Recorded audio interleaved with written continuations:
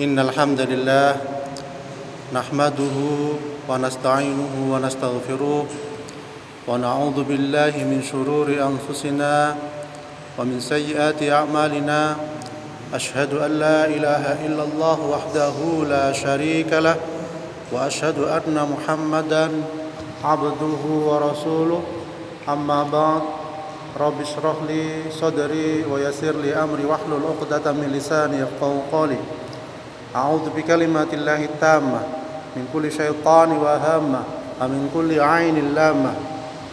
Alhamdulillah, bapak-bapak, ibu-ibu sekalian yang dirahmati Allah, bersyukur kita kepada Allah Subhanahu wa taala atas segala nikmat yang diberikan kepada kita sekalian.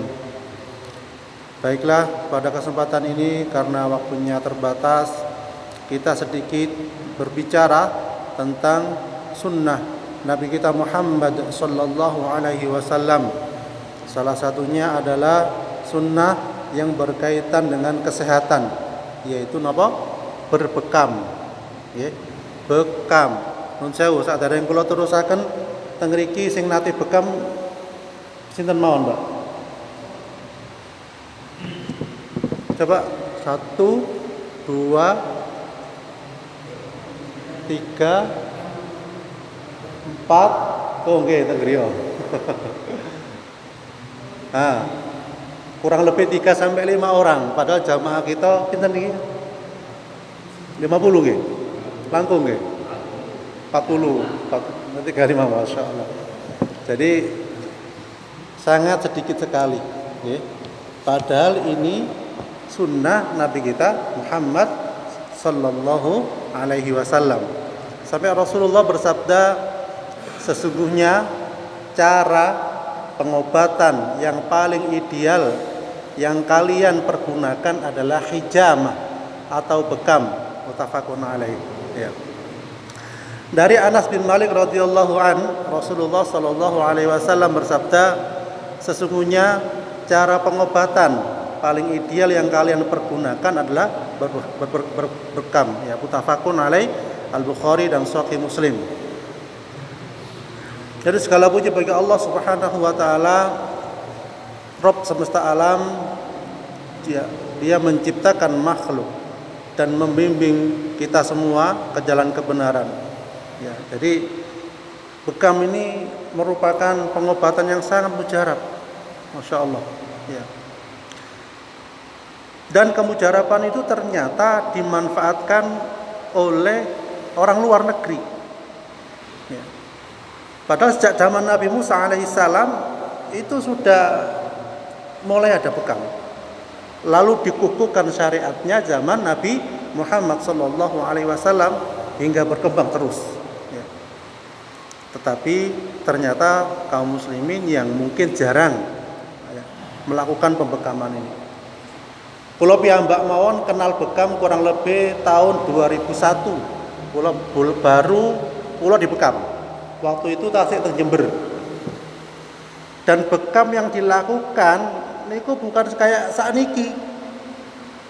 Jadi waktu kula teng Jember nggih, teng salah satu pondok niku diajak temen, ayo bekam, ayo. Enggak ngerti kula.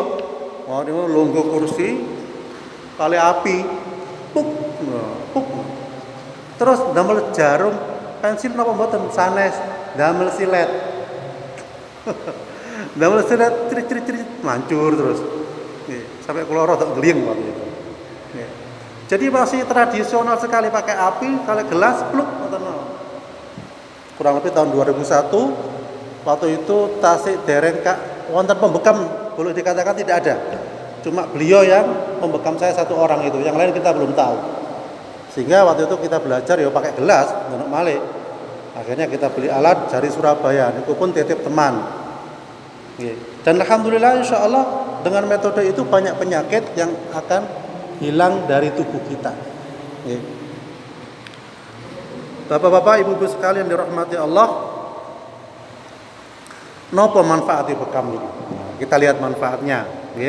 Yang pertama, pengobatan bekam itu merupakan pengobatan yang ideal sebagaimana yang hadis Nabi sampaikan. Yang kedua, manfaat bekam itu merupakan sebaik-baik pengobatan kalian. Itu Nabi sing sanjan, sanes dokter spesialis. Tetapi Nabi Muhammad Shallallahu Alaihi Wasallam di atasnya dokter spesialis sekalipun.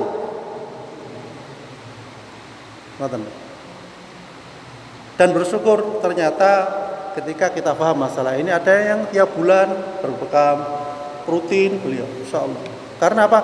Emut eling kali hadisnya Nabi Muhammad Shallallahu Alaihi Wasallam.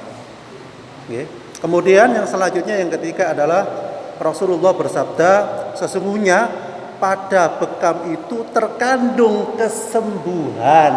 Ini ku Nabi sing ngomong dalam kitab Mukhtasar Muslim nomor 1480, monggo dicek. Kemudian Shahihul Jami' nomor 2128 dan Silsilah Al-Hadis As-Shahihah nomor 864 karya Imam Albani. Jadi Rasulullah bersabda, sesungguhnya pada bekam itu terkandung kesembuhan. Kemudian yang selanjutnya yang keempat, dari Asim bin Umar bin Qatadah radhiyallahu an, dia memberitahukan bahwa Jabir bin Abdullah radhiyallahu an pernah menjenguk Al-Muqni radhiyallahu an. Dia bercerita, aku tidak sembuh sehingga aku berbekam. Karena sesungguhnya aku pernah mendengar Rasulullah Shallallahu Alaihi Wasallam bersabda, sesungguhnya di dalamnya terdapat kesembuhan. Maksudnya tidak sembuh dari penyakit. Kemudian yang kelima, kesembuhan bisa diperoleh dengan 3 cara, yaitu sayatan pisau bekam, tegukan madu, sundutan api atau namun aku tidak menyukai berobat dengan sundutan api. Jadi selain bekam yang beliau resepkan, jadi wonten resepin Nabi niku salah satu pun minum madu. Nggih. Kita bingung madu sing asli sing kaya apa ya? Nggih. Kula belajar madu sedikit, tidak banyak. Rata-rata orang mengatakan madu sing ndak dirubung semut niku palsu. Padahal kula nggak ada loke madu kelanceng, nggih dirubung semut. Ya, kula nggak ada lok madu biasa, madu ternak, nggih dirubung semut. Jadi yang berbau manis itu dirubung semut, bukan patokan madu yang dirubung semut itu tidak asli, bukan patokan. Nggih. Jadi ngoten. Oh madu kok lek didene lepek, diputer-puter membentuk sarang lebah, niku mesti asli, sanes. Tidak mesti seperti itu. Nggih. Loh, bingung harus cari madu yang bagaimana? Kalau panjenengan cari madu, bisa cari jenengan orang yang panjenengan percaya, sing mboten tukang ngapusi. Niku sekeco. Ya, alhamdulillah Ustaz Masyhur ini Masya Allah, beliau kata menjual madu ya. Panjenengan saged pesan ke beliau. Oke. Jadi madu niki simple, bisa milih. Nggih. Panjenengan orang yang panjenengan percaya. Mboten mau gampang. Kemudian yang selanjutnya, yang ketujuh, ada 3 hal yang jika ada kesembuhan itu ada pada sayatan, alat bekam, atau minum madu, atau membakar bagian yang sakit, dan aku membenci pembakaran sundutan api sami ya kelihatan. Kemudian yang ke-8, jika ada suatu kesembuhan pada obat-obat kalian, maka hal itu ada pada sayatan alat bekam. Beliau bersabda atau tegukan madu. Jadi karena sudah isya, kita ulang kembali.